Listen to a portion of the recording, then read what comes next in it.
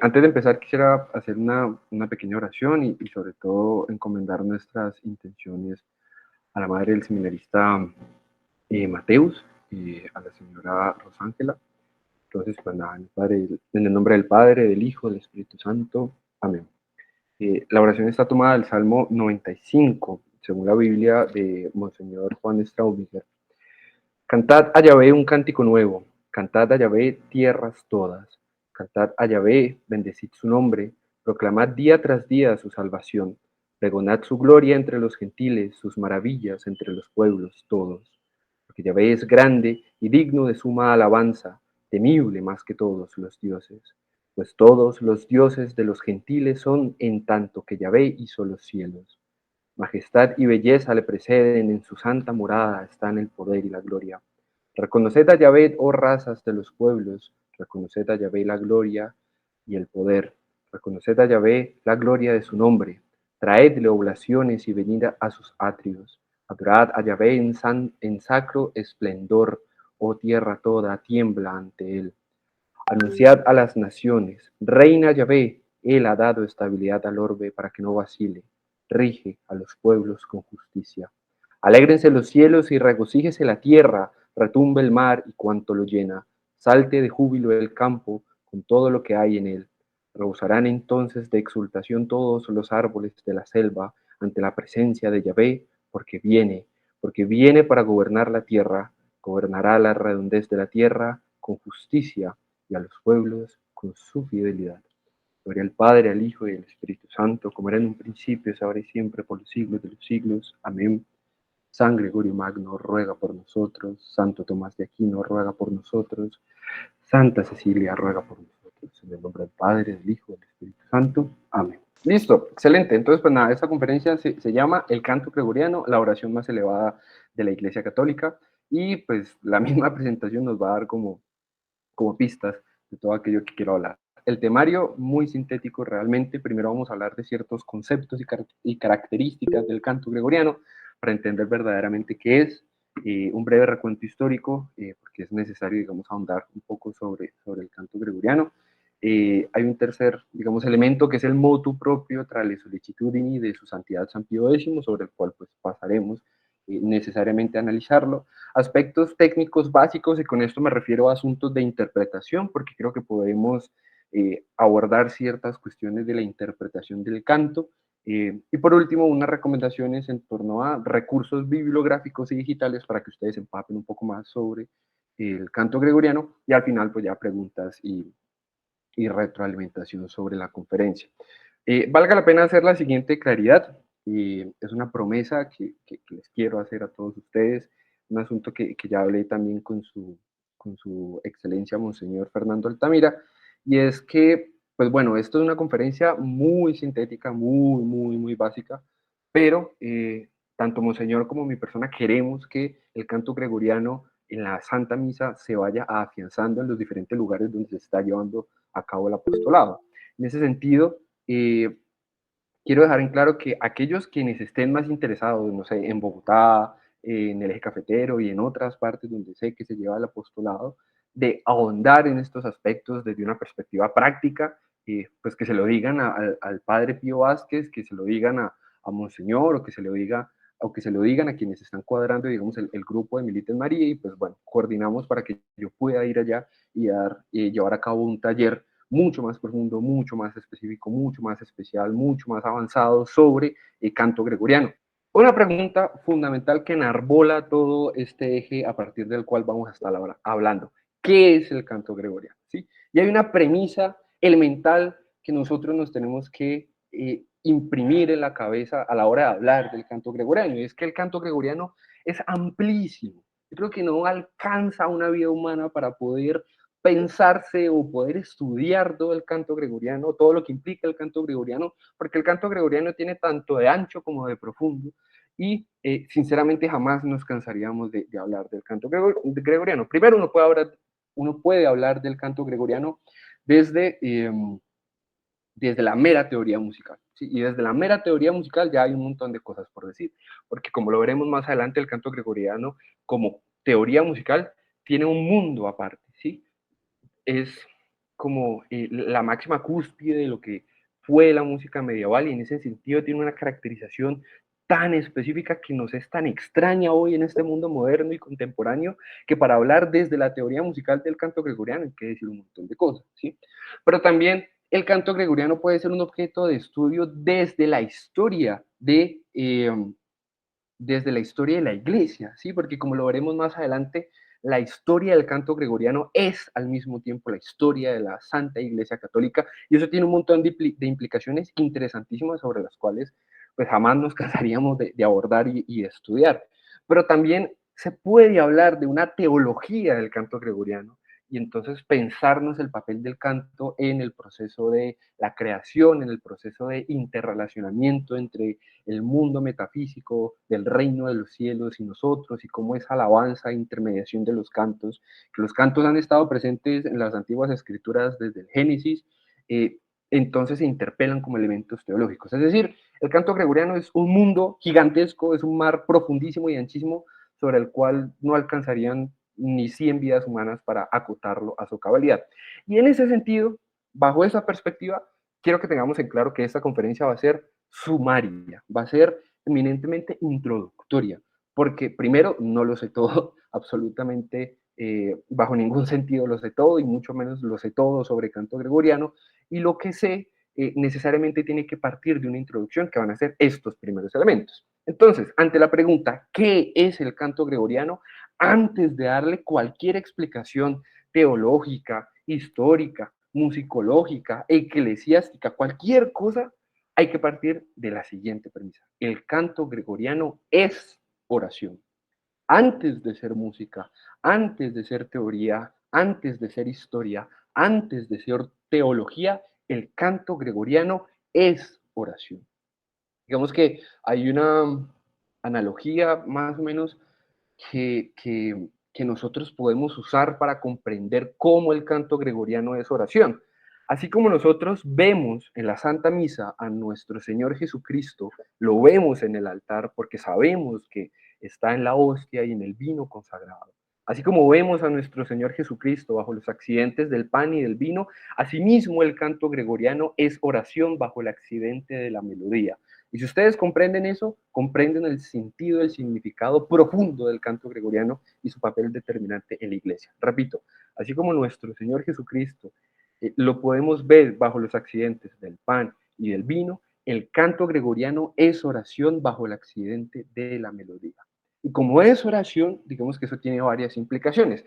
Lo primero es que es de orden litúrgico, ¿sí? Es decir, no puede haber, digamos, oración al margen de la liturgia, al menos no de manera, comillas, comillas, oficial en el marco de la Iglesia Católica.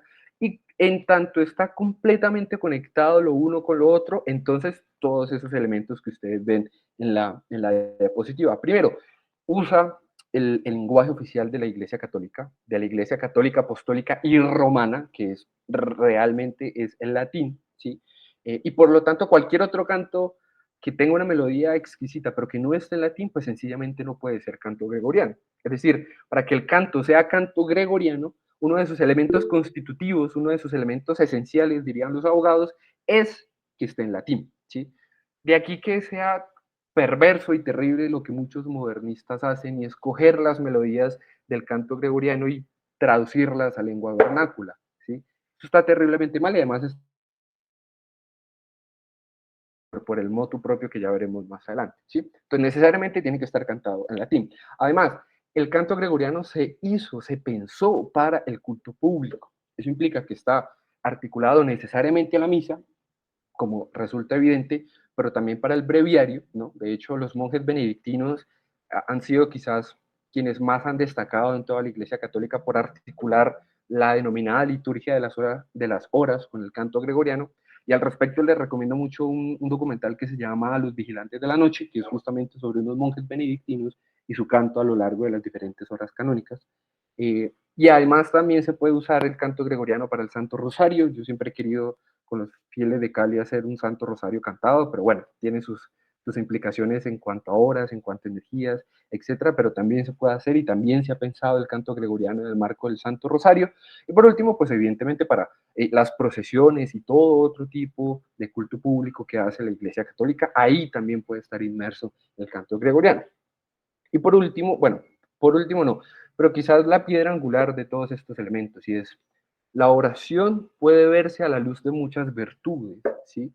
Pero necesariamente tiene que verse a la luz de la virtud de la humildad, porque solo cuando uno entiende que uno es la nada y que depende de Dios para todo, es que se ve compelido a orar, porque sabe que de Dios depende absolutamente todo. Y en ese sentido uno se ve motivado necesariamente a pedirle a Dios, a rogarle perdón, a pedirle los bienes materiales espirituales, ¿sí?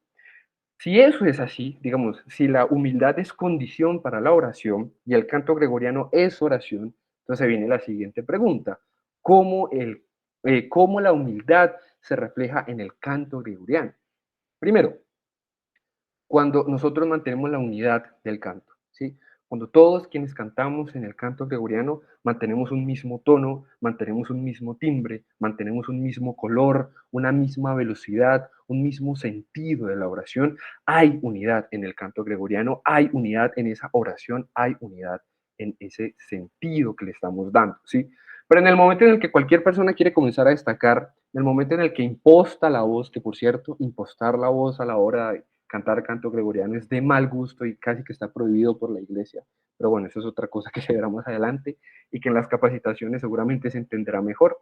Pero cuando alguien quiere, digamos, cantar más duro que los demás o cantar más rápido que los demás o denotar de alguna u otra forma que su voz esté por encima de la de los demás, eso efectivamente es una demostración de la soberbia de quien canta y rompe con la humildad como virtud de la cual nace la oración y la característica de la belleza fundamental del canto gregoriano, ¿sí? Ahí se rompe, ¿sí? Se rompe el sentido del canto gregoriano. Como se verá más adelante, sobre todo en la misa, el canto gregoriano es un canto de coro, y cuando no hay unidad en ese coro del canto gregoriano, eso solo puede ser motivo de soberbia en alguno de sus cantantes y es una actitud completamente reprochable. Entonces, para que haya una verdadera humildad en una oración como lo es el canto gregoriano, tiene que haber unidad en la oración y la unidad implica el mismo volumen, el mismo sentido, la misma dinámica, el mismo timbre, la misma entonación para poder salvaguardar tanto la unidad como la belleza del canto, para que lo tengan en cuenta, digamos, de ahora en adelante, ¿sí? ¿Qué más, digamos, elementos podemos decir sobre el canto gregoriano? El canto gregoriano siempre supone la substancia por encima de la forma. Y como es oración, el texto, es decir, las palabras de la oración, priman sobre la melodía, ¿sí? Y eso implica muchas cosas. Primero, el canto gregoriano, sobre todo cuando se están cantando salmos, sobre todo cuando se están cantando salmos, porque los salmos en el canto gregoriano tienen una dinámica específica, tienen una forma de cantarse específica, pero eso aplica para todas las obras de canto gregoriano. La velocidad tiene que ser moderada, porque como se busca orar, lo que se busca hacer a través del canto gregoriano es que el sentido de las palabras y el sentido de aquello que yo digo se represente verdaderamente con la velocidad de aquello que yo digo, ¿sí? Uno no canta un Padre Nuestro diciendo para nuestros amén, no, no, pero tampoco lo canta Padre Nuestro, no, no, en lo absoluto. Tiene que ser una velocidad moderada para que se guarde la sintaxis y el sentido necesario de la oración y por lo tanto su intención y su significado. También debe haber una buena dicción, es decir, el coro que canta el canto gregoriano debe cantar una oración que lo entienda todo el mundo, así está en latín. Si uno dice Padre Nuestro, pero de repente el Padre Nuestro lo dice con una pronunciación diferente o con una dicción equivocada, pues nadie va a saber qué es lo que se está cantando y por lo tanto nadie va a saber qué es lo que se está orando y eso llevaría, digamos, a consecuencias terribles en el marco de lo que implica la oración en el canto gregoriano. Debe haber respiración, debe haber pausas, se debe salvaguardar la sintaxis y todos estos elementos digamos, se derivan como una conclusión necesaria del hecho de que la melodía se subordina al texto. Solo hay tensión cuando el texto requiere tensión, ¿sí? Solo hay armonía, digamos, solo hay fluidez cuando el texto requiere fluidez. Hay énfasis cuando el texto requiere énfasis y así un montón de cosas, así un montón de cosas. ¿Esto por qué lo digo? de pronto por un tema un poco más avanzado que simplemente mencionaré, pero de entre todos los sitios, como vamos a ver ahorita más adelante, la música de la iglesia se desarrolló a partir de muchos lugares del Mediterráneo en donde los apóstoles fueron fundando iglesias y demás, pero entre todos ellos se preservó el canto gregoriano, ¿sí? Como el canto oficial de la iglesia. Y ese canto viene necesariamente de la prosodia grecolatina, de esa forma de la melodía, de la poesía clásica de Homero, de la Eneida, etcétera, etcétera, que tiene marcadamente un sentido de tesis y arsis, es decir, de relajamiento, pero también tensión. Y si uno se pone a analizar parte por parte todas estas partituras hermosísimas del canto gregoriano, identifica claramente cuáles son esos momentos de tesis y arsis, de tensión y de relajo, y que al mismo tiempo van conectadas con el sentido profundo del texto y de la melodía, ¿sí? Ahora, el canto gregoriano en su melodía refleja un estado del alma según la oración. Esto es muy importante, sobre todo cuando hablemos, lo voy a mencionar simplemente porque para desarrollarlo es una vaina complicadísima, pero cuando hablemos de los modos del canto gregoriano y que digamos que el canto gregoriano es una música modal, los modos en el canto gregoriano no se entienden sino a la luz de este elemento, de que el canto gregoriano refleja un estado del alma. ¿Qué implica eso? Hombre, pues que no es lo mismo cantar un Gloria que cantar un Miserere, ¿sí? No es lo mismo cantar un Kyrie que cantar un Credo, no solo por el sentido, no solo por el significado, no solo por la melodía, sino porque cada una de estas canciones, como son oración, reflejan el estado del alma que hace esa oración. Si yo estoy cantando un miserere, que es una oración de arrepentimiento, necesariamente tiene que ser una música lúgubre, sí, un canto triste, un modo más melancólico, que cuando estoy cantando un gloria, que es un canto de alabanza, que es un canto de regocijo. Y bajo ese sentido, el canto gregoriano, digamos que se desarrolla también de la mano de los modos plagales griegos, que son unas cosas muy difíciles de explicar en este momento, pero prácticamente son formas de agrupar las notas de tal manera que entre forma y forma en la que se agrupan se puede tener un sentido y una intención distinta en la música, ¿sí? Muy resumidamente esos son los modos. Hay 7 modos griegos auténticos, hay 7 modos griegos plagales y hay un montón de teoría musical detrás de este asunto, pero sobre eso no voy a ahondar.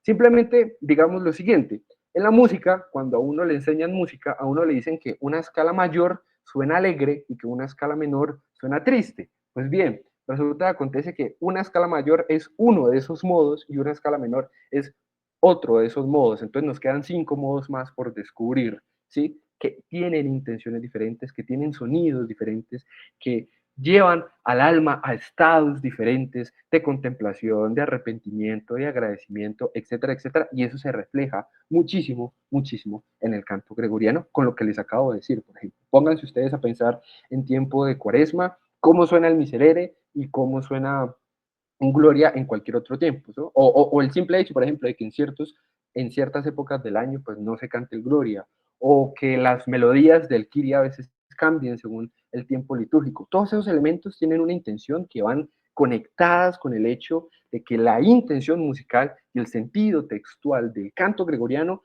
refleja un estado del alma de quien hace la oración, ¿sí? Con eso quiero que se queden por ahora, antes de hablar de lo de los modos griegos, que creo que ya lo adelanté un poquito. Y bueno, por último, proviene de los padres de la iglesia. Esto es algo que ha definido el mismo San Pío X con investigaciones que se hicieron durante ese momento, pero que además la historia del canto gregoriano lo demuestra, sencillamente porque la tradición del canto en la liturgia viene desde hace muchísimos años, como veremos más adelante, ¿sí?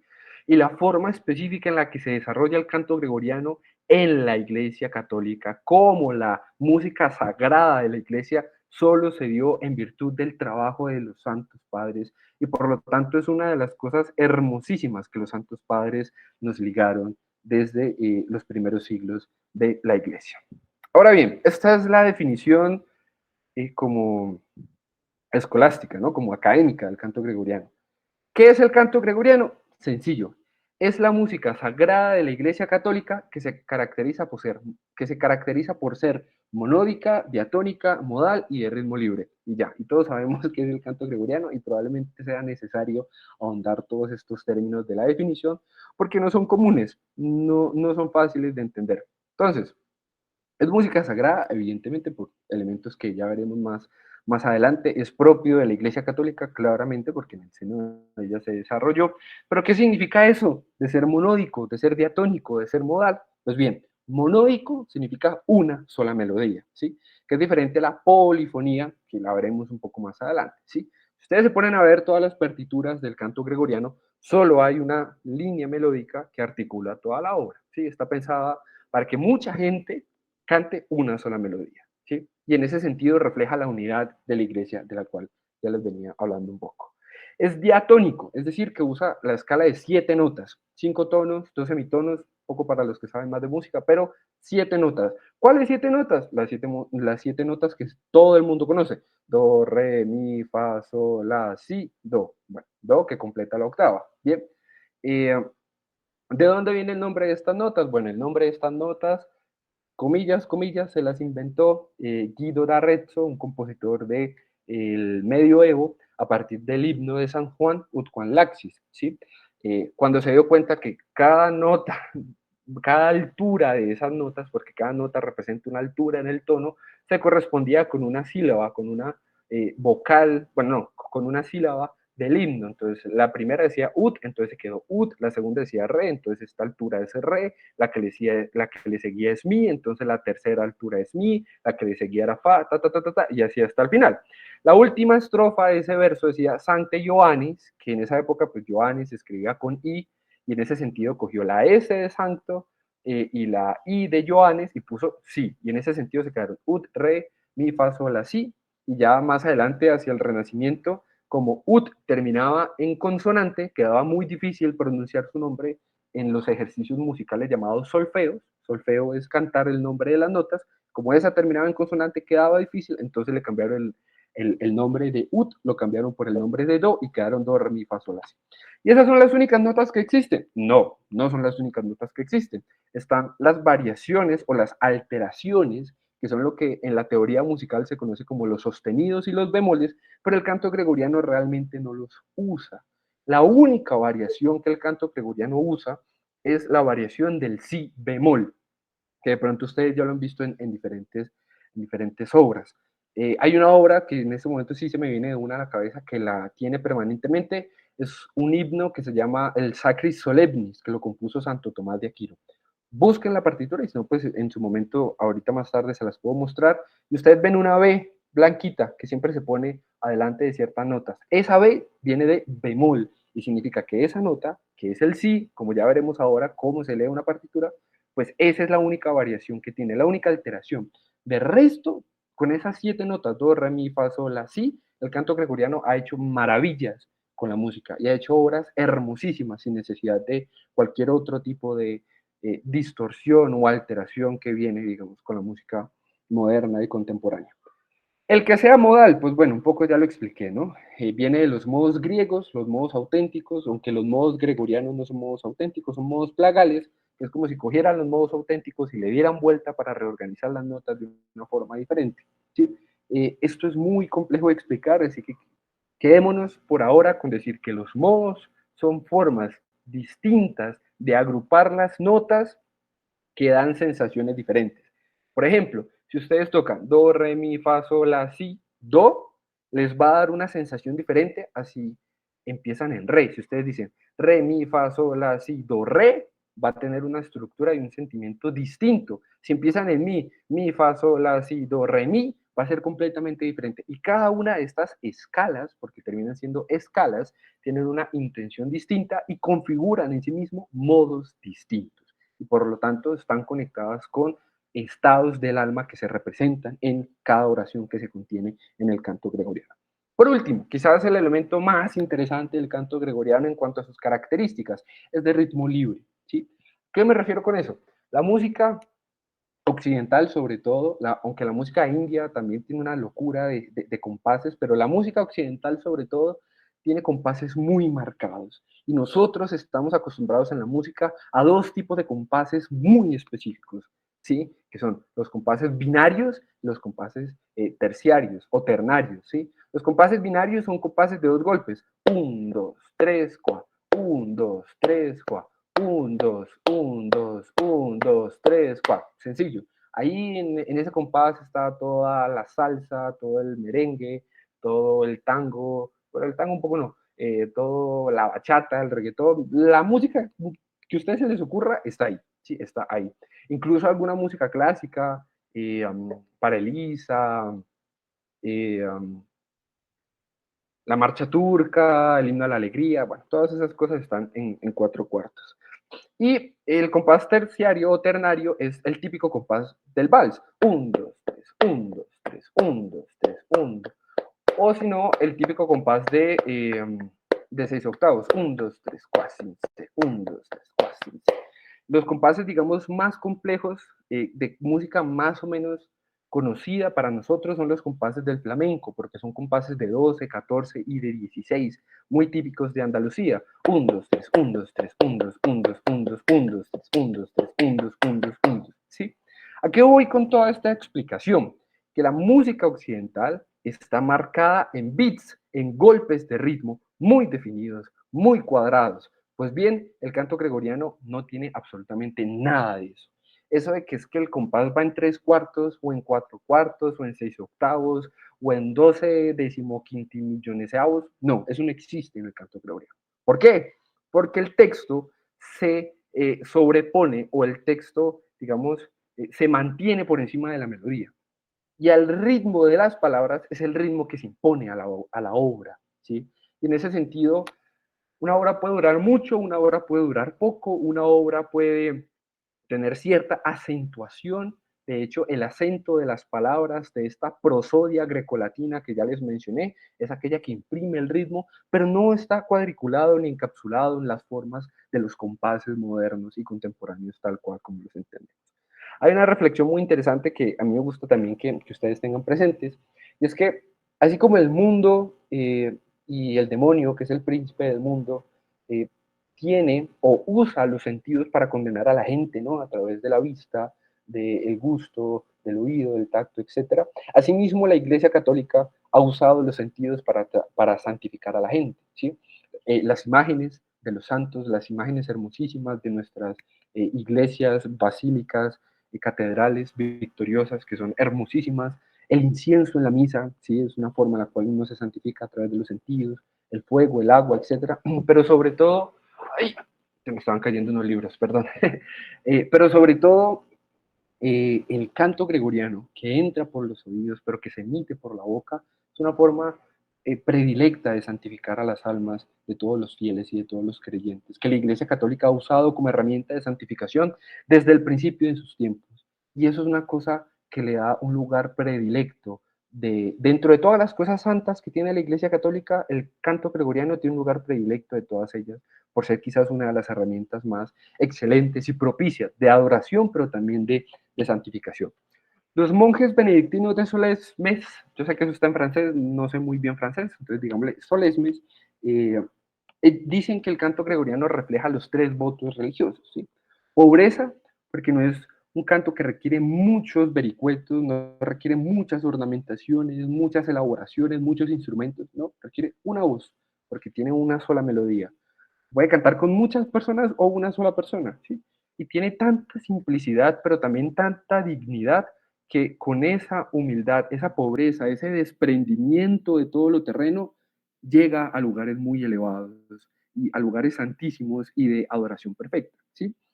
Castidad, porque el canto gregoriano no excita los sentidos en la manera en la que el mundo lo hace, ¿no? Y por lo tanto, cuando refrena los sentidos para redirigirlos hacia lo santo, hacia lo elevado, pues lo que nos hace es apartarnos de la sensualidad y todo lo que atente contra la pureza. Y por último, obediencia. ¿Por qué? Pues porque la iglesia ha delimitado unas características que hay que seguir, unos cánones, unas reglas para el canto gregoriano que hay que seguir, la unidad del canto, el sentido del canto, el sentido de la oración que hay en medio de ese canto, pues son formas en las que nosotros obedecemos a la Santa Iglesia con todo lo que ella nos enseña, ¿no? Cuando nosotros decimos el Pater Noster cantado en gregoriano, en vez de coger la melodía gregoriana y cantarla en español, pues estamos obedeciendo a la iglesia de, digamos, una forma muy, muy particular.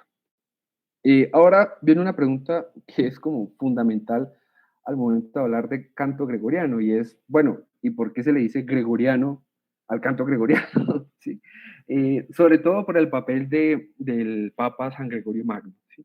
El Papa San Gregorio Magno recoge casi que todos los elementos de la tradición precedente y organiza, sintetiza, sistematiza y publica el canto gregoriano casi que en su forma definitiva, tal cual como lo conocemos, digamos, hoy en día y tal cual como fue desarrollado posteriormente a lo largo de toda la Edad Media, que como ya veremos más adelante, pues fue la época dorada del canto gregoriano. ¿Sí? Por eso se le dice canto gregoriano, porque pues en honor a San Gregorio Magno, Papa de la Iglesia, entre el 540 y el 604. Bueno, bien. Ahora, breve recuento histórico. Sobre esto vamos a pasar súper rápido, porque, pues bueno, la historia del canto gregoriano es la historia de la Iglesia Católica y la historia de la Iglesia Católica es extensísima, ¿sí? Pues primero vamos a hablar de ciertos antecedentes del canto gregoriano que, como ustedes observan en la diapositiva, se ubican desde la sinagoga, bueno, el término no sería sinagoga propiamente, sino desde el tabernáculo del Antiguo Testamento hasta el Edicto de Milán. Luego viene el periodo de formación desde el Edicto de Milán hasta el pontificado de San Gregorio Magno. Ahí me corrijo, el pontificado de San Gregorio Magno fue del 590 al 604. Luego viene el periodo de perfección desde el pontificado de San Gregorio Magno hasta el mediados del siglo XIII. Luego el periodo de decadencia que llega ya hasta la primera mitad del siglo XIX y por último, pues bueno, el periodo de restauración desde la segunda mitad del siglo XIX hasta, digamos, nuestros días. Nuestros días, teniendo en cuenta el contexto del Concilio Vaticano II, teniendo en cuenta pues lo que es la verdadera resistencia católica y en fin, el estado actual, digamos, de crisis de la iglesia. No me quiero equivocar dando un dato inexacto, pero si no estoy mal, creo que el primer canto o cántico propiamente hablando que aparece en la Biblia, creo, es el canto de Moisés, justo después de que, digamos, el pueblo de Israel cruza el Mar Rojo, creo, ¿sí? Y a partir de esos elementos, pues en los ritos del Antiguo Testamento, pues hay un montón de cantos que se fueron articulando también a las escrituras del Nuevo Testamento y que siempre han estado presentes. Ahora, ¿cómo era el canto en el marco del tabernáculo de la antigua alianza? Era una recitación acantilada o cantilada, es decir, una entonación que está entre la mera recitación y el canto. Yo no sé, pues los que viven en Bogotá, si ustedes han tenido la oportunidad de ir a misas de las 6, antes de las 6, pues Monseñor, los seminaristas y las hermanas siempre hacen el oficio, creo que es el oficio de tercia que ellos hacen. Esa forma en la que ellos lo hacen, que no es propiamente canto gregoriano, pero tampoco es propiamente una recitación, esa forma es la que se ha denominado recitación cantilada, ¿sí? Y esa era la manera en la que se recitaba la música en el marco de la adoración y los sacrificios de la antigua alianza, ¿sí?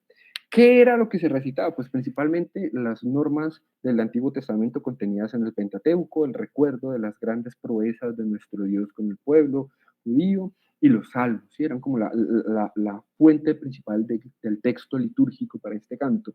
Y había pues ires y venires, cantos entre los ministros y los asistentes, que eran propiamente lo que hoy se le denominan los responsoriales, que están tanto en la misa como en la recitación de algunos salmos, ¿sí?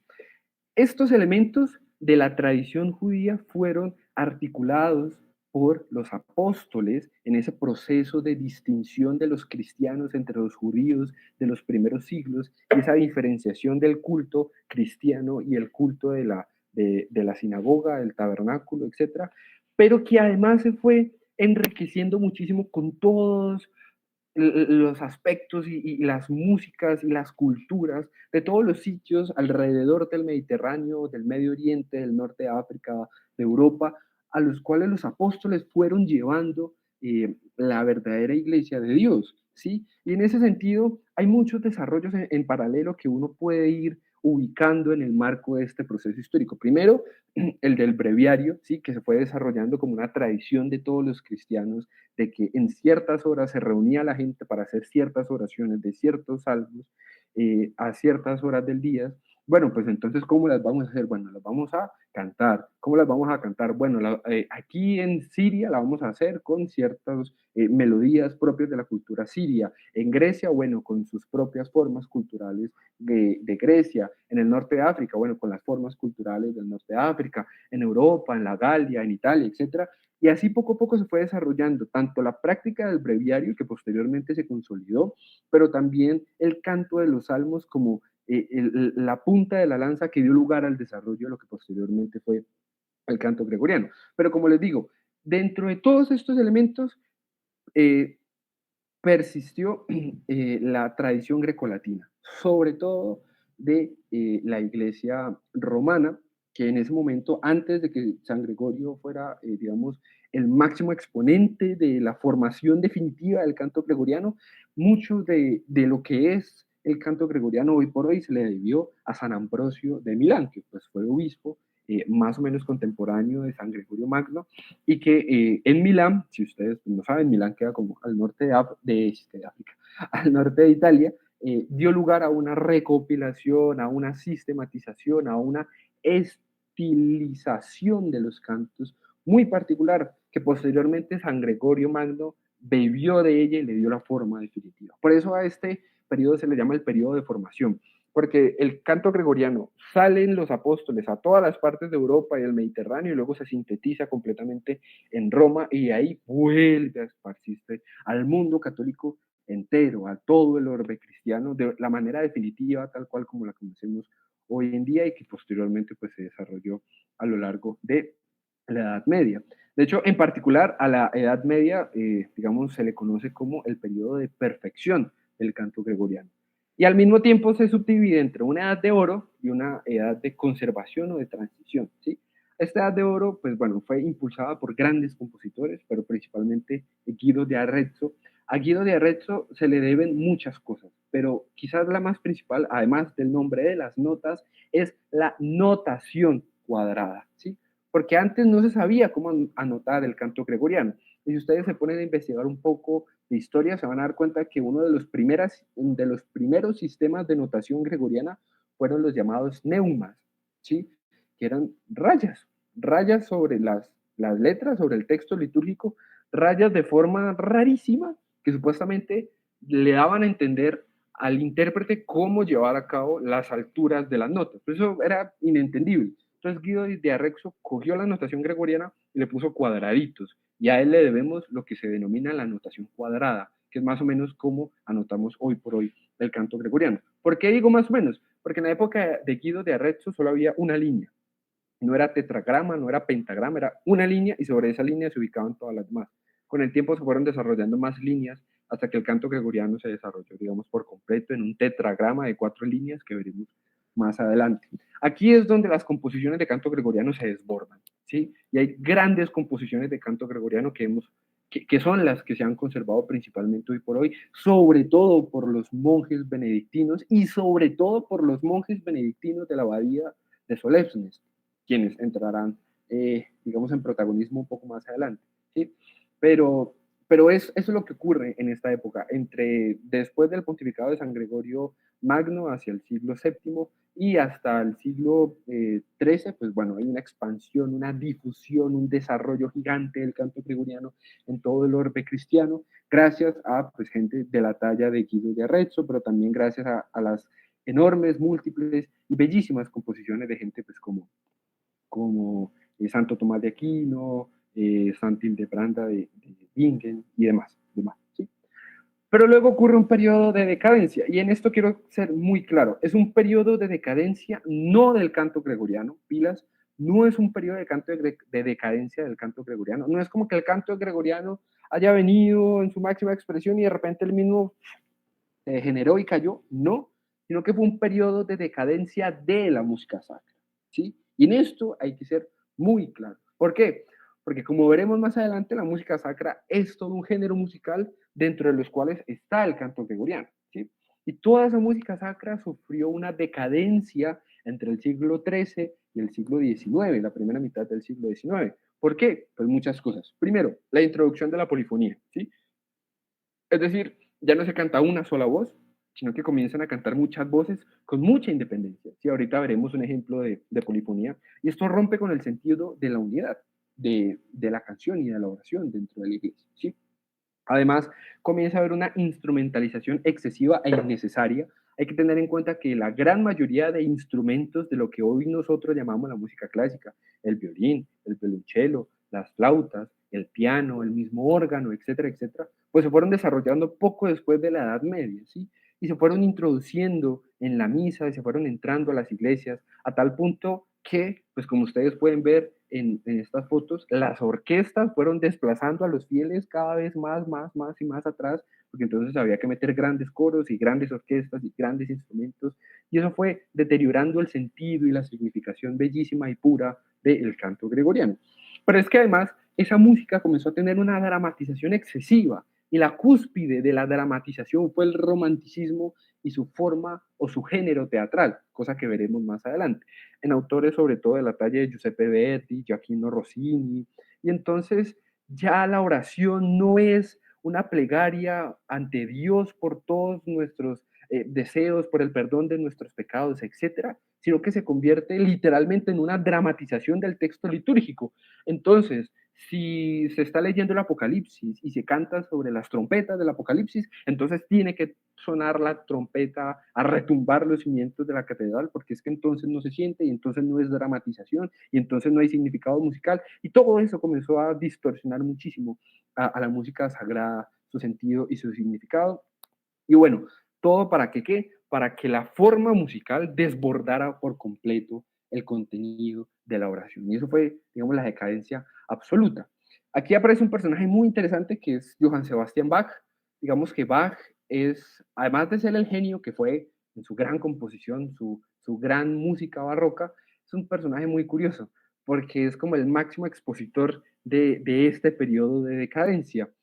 No solo en términos musicales, sino también en términos teológicos, si se le quiere. Bach requiere un punto aparte cuando se habla de música sagrada, pero lo voy a mencionar simplemente por lo siguiente. Bach, como todo el mundo sabe, pues nació en el marco de una familia luterana, muy cercana, digamos, en el periodo de reforma y de contrarreforma, y Bach fue abiertamente un protestante e hizo miles de obras súper protestantes, súper luteranas. Siempre, digamos, estuvo en las capillas luteranas, siempre tocó para ellas, pero su máxima obra, su obra cúspide, la más hermosa que tiene, es una misa católica.